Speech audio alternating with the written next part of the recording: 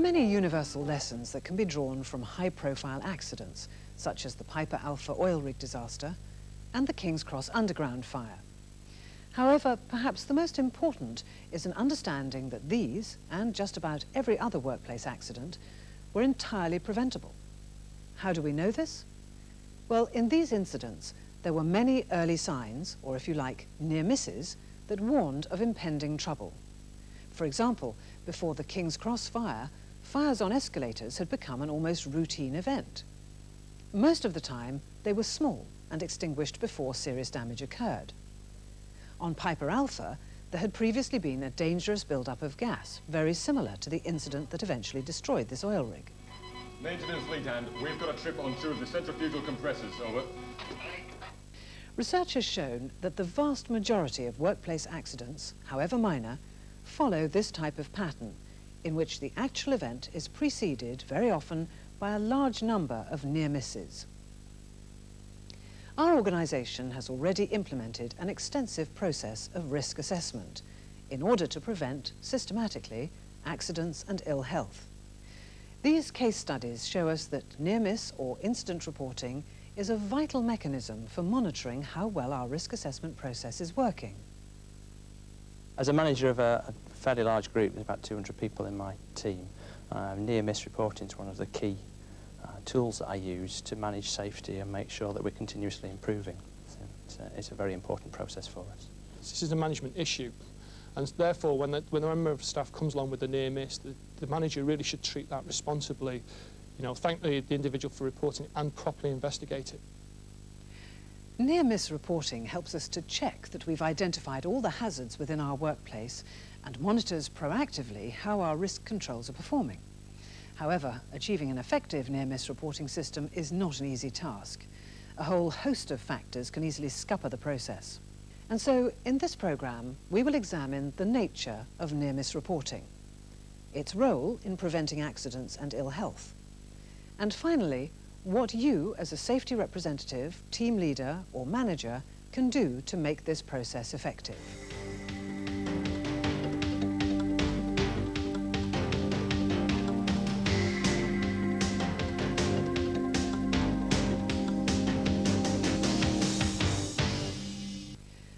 A near-miss is a hazardous situation, event or unsafe act which doesn't result in an injury, but which could easily have done so. And so an accident, if you like, is the same type of situation, but where someone is actually hurt or injured. The only difference between an accident and a near miss is the outcome or the consequences. The word incident is an umbrella term that is used to describe both accidents and near misses. Research has shown that before every serious injury, there are very often many minor accidents and lots more near misses. It's a question of probabilities. Many people will go through the same situations over and over again, escaping harm each time. But eventually, someone is caught out and an accident occurs.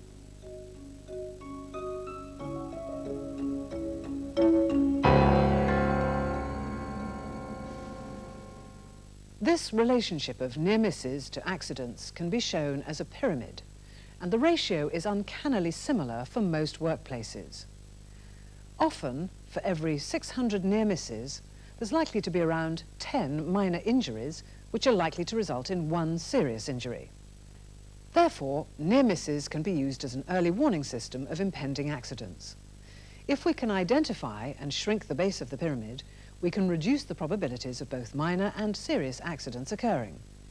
In fact, this is the primary purpose of near-miss reporting, to help us implement improvements before accidents occur. That's the role it plays in many leading organisations. What near-miss reporting has really helped us on this site. For example, we had a report from staff that a skip was being stored on top of a skip. As a result of that, we went down, had a look at the area, found that there just wasn't enough space for them to store the skips, so we had equipment moved, etc., and now they can store the skips appropriately. Another example of the near-miss reporting is that we had a report that a detector was bagged off in a corridor. We go along and find out what's actually happened, and it's actually people working in the area have not followed the site procedures. So now in that area they have to have a permit to work, and if it is going to be bagged off, it's bagged off by one of our technicians. Another example we have is blocked fire exits. People will store things in front of exits without realising they're actually blocking them. Staff report them to us, we'll go along and find out why they've actually been put there. In some cases it's a lack of storage space, so we'll then go to the line manager and talk to them about that and see whether we can get proper storage space for their equipment. Near-miss reporting also helps us to monitor generally our safety performance, which is vital if we're to gauge how we're doing. Accidents are relatively rare events, and so trends are hard to discern. Alternatively, there are always many more near misses, and so it's possible to get a clearer picture of how we are performing. Another advantage, of course, is that waiting for accidents and ill health to occur is too late. Monitoring near misses is an upstream or pre-injury measurement. This is absolutely vital, as it helps to identify where we need to improve before accidents occur. It also ensures that we retain the memory of the organisation. For example, people within our organisation come and go for a variety of reasons, but problems remain. Near-miss reporting ensures that whoever is involved is kept aware of them and the need to act before people are injured.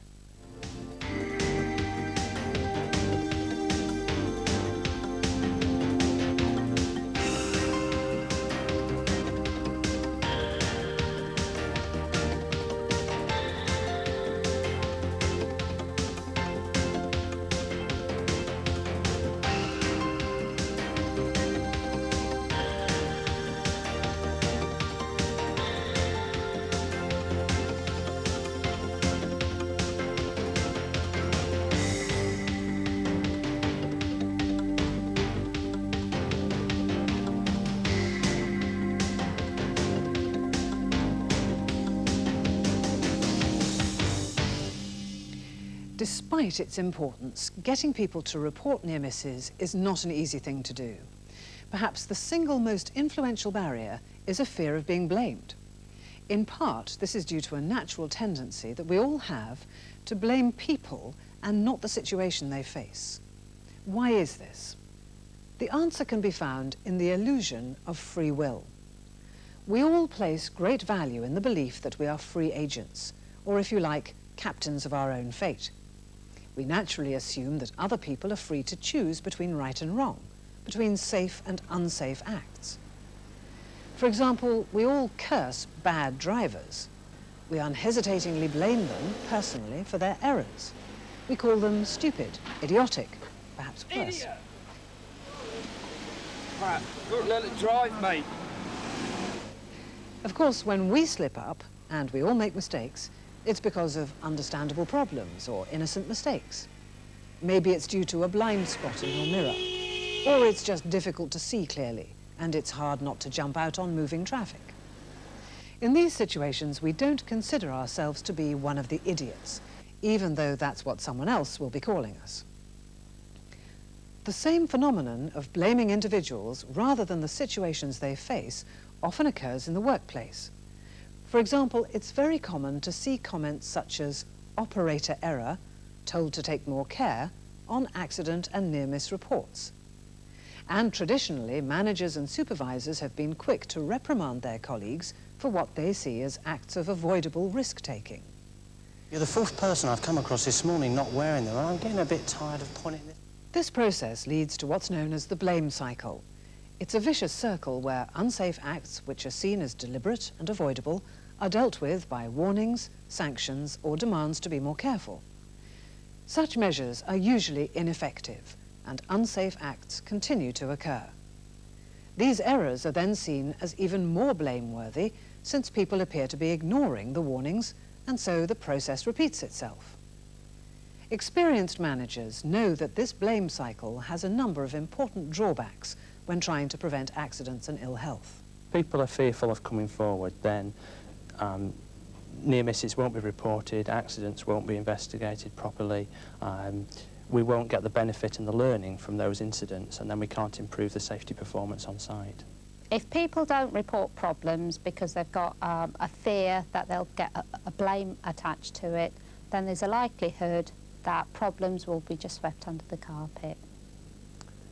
Yes, I'm concerned about the issue of blame. I believe it does discourage people if they feel that they are going to be held responsible when they report something. And I see it as an important part of my role to make sure that they don't have that feeling, that they're encouraged. How then can we avoid this type of blame cycle? It begins by accepting the evidence from a very large number of near-miss and accident reports that show, contrary to our intuition, that the problem most often lies with the situation and not the person. Most occasions, the near misses I've investigated, you find that it's either training or something wrong with the procedure or something like that that's resulted in the near miss, rather than an individual blatantly doing something wrong. Vast number of near misses we tend to be more related to situations rather than to the people side of things. So it's not people being reckless or anything, it's more the situation, the condition. And so when someone does come forward, the way you handle it is vital. Remember that we can improve people's performance by better training, instruction and supervision. But at the end of the day, people will always make both deliberate and unintentional mistakes. It's a human condition. So we must accept this and focus on the situation and not the person. This means looking at the way in which we design tasks and the workplace to remove the opportunities for mistakes. When someone does report a near miss, it's important that you handle the issue of blame and accountability very carefully. You've got to be very careful in the way that you treat people and what you say to ensure that people feel free to come forward and report near-miss situations. So I think it's very important to reassure people in the way that near-miss reports are handled that we're seeking to minimise the risk of accidents to colleagues rather than to focus on something that they might have had an involvement with. That's very important. However, a significant problem with managing the issue of blame is that we cannot remove all personal responsibility. In a small number of cases, individuals will still have to be held personally accountable for their behaviour. For example, if someone were to come to work under the influence of recreational drugs and not tell us they had a problem and then cause an accident, everyone would expect them to be held accountable for their actions. If they were not, it would condone reckless or malicious acts of risk-taking. This, of course, muddies the water a little when it comes to near-miss reporting. However, the key issue is that, provided your colleagues understand the difference between reckless or malicious acts and genuine near-miss incidents, then the issue of blame won't be a problem. And you play a vital role in helping to promote this understanding. I like the idea of blame last, and I like the idea that it's encouragement first. So encourage people first to report the near-miss, and we will see a reduction in accidents. And blame will definitely come last in that situation, I think.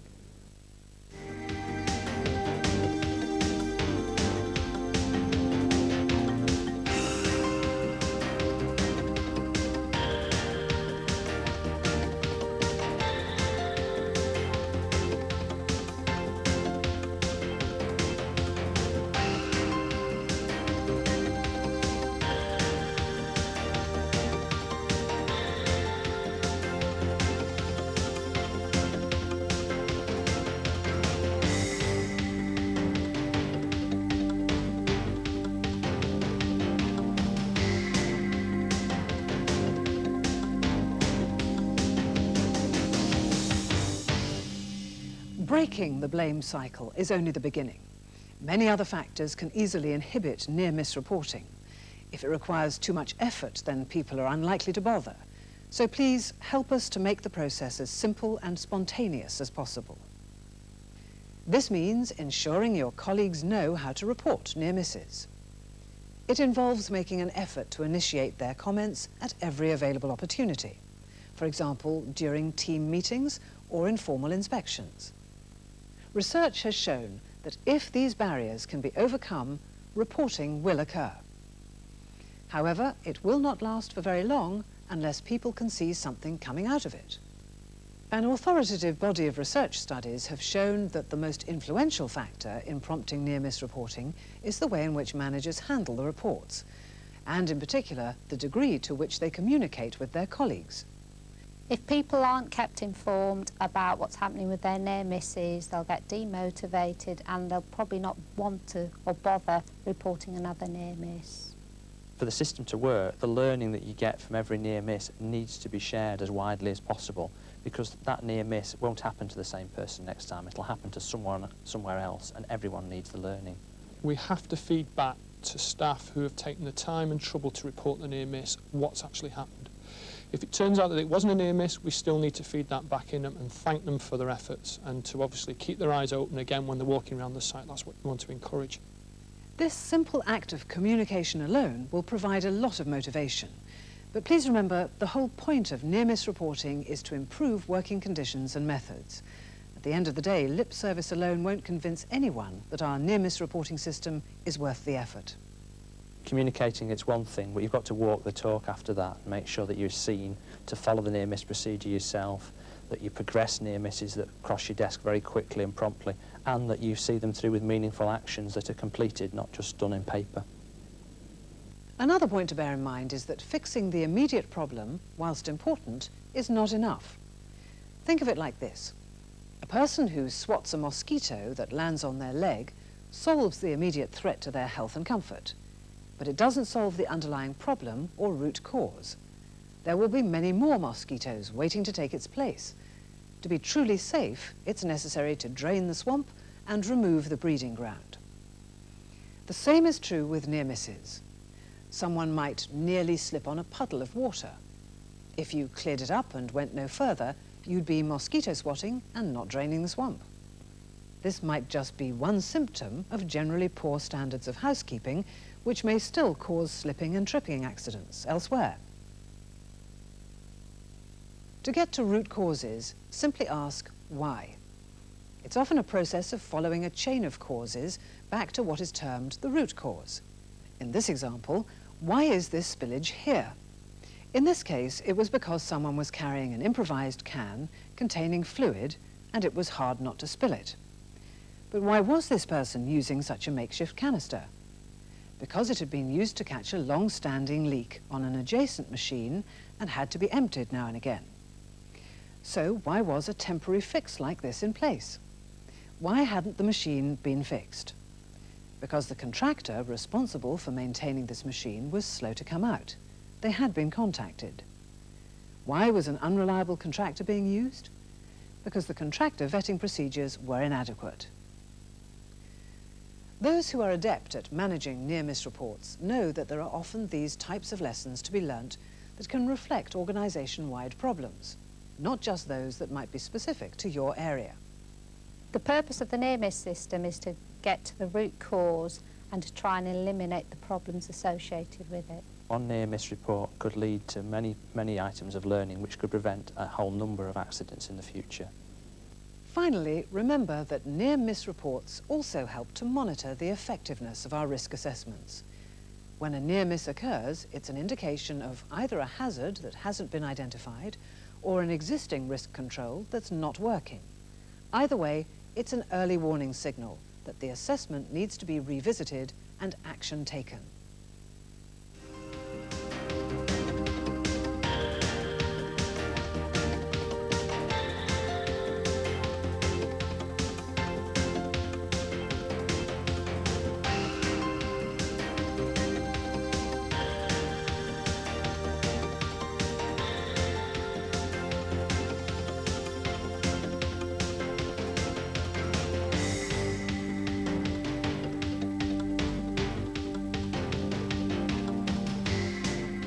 Waiting for accidents and ill health to occur is too late.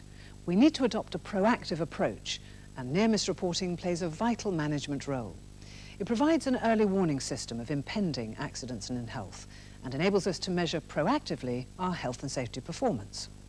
As a manager or supervisor, you play a vital role in making near-miss reporting within your area effective. Indeed, if it isn't, you've got to ask yourself, who's to blame?